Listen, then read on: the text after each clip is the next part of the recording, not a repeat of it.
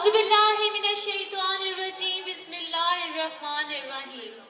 In the name of Allah, the most beneficent and the most gracious, the creator and the sustainer of the world, the light of the universe, and the ultimate power before whom all head must ultimately bow.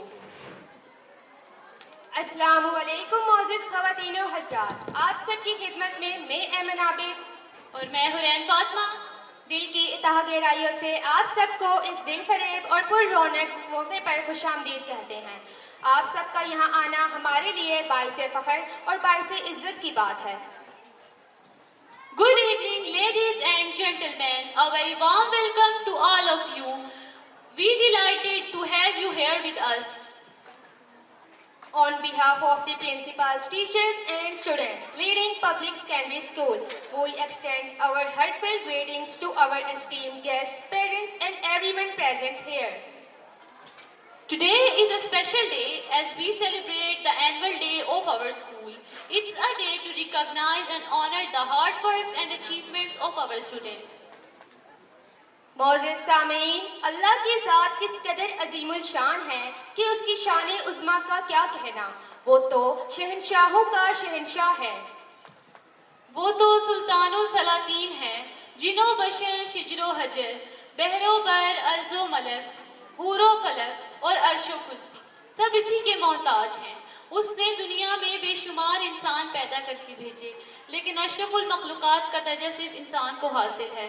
اس نے بے شمار انبیاء اور رسول بھیجے، لیکن افضل الانبیاء کا درجہ صرف نبی پاک صلی اللہ علیہ وآلہ وسلم کو دیا۔ اس نے کئی کتابیں نازل فرمائی، لیکن اپنا پاک کلام اپنے محمد مصطفیٰ صلی اللہ علیہ وآلہ وسلم پر نازل فرمایا۔ حضرات، جب اللہ کی شان اس قدر عظیم الشان ہو سکتی ہے، اتنی بلند و بالا اور اعلیٰ ہے کہ اگر ساری دنیا مل کر قیامت تک اس کی شان و عظمت کو بیان کرنا چاہے تو نہ کر پائے، تو ذرا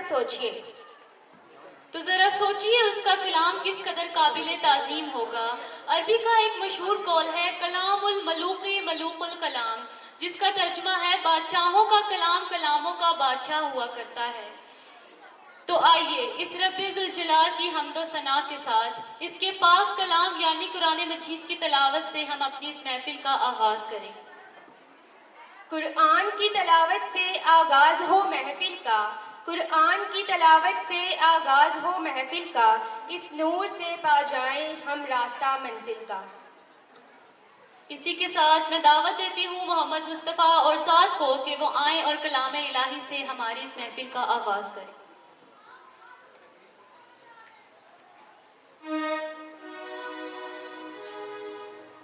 أعوذ بالله من الشيطان الرجيم.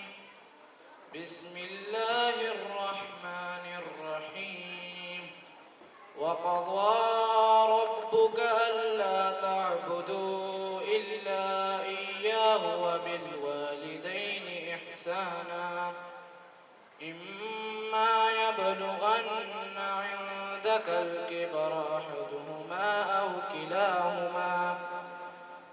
كلاهما فلا تقل لهما أف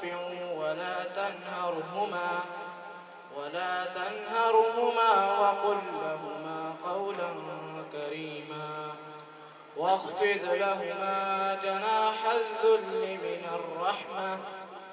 الرحمة وقل رب ارحمهما كما ربياني صغيرا ربكم أعلم بما في نفوسكم إن تكونوا صالحين فإنه كان للأوابين غفورا وآت ذا القربى حقه والمسكين وابن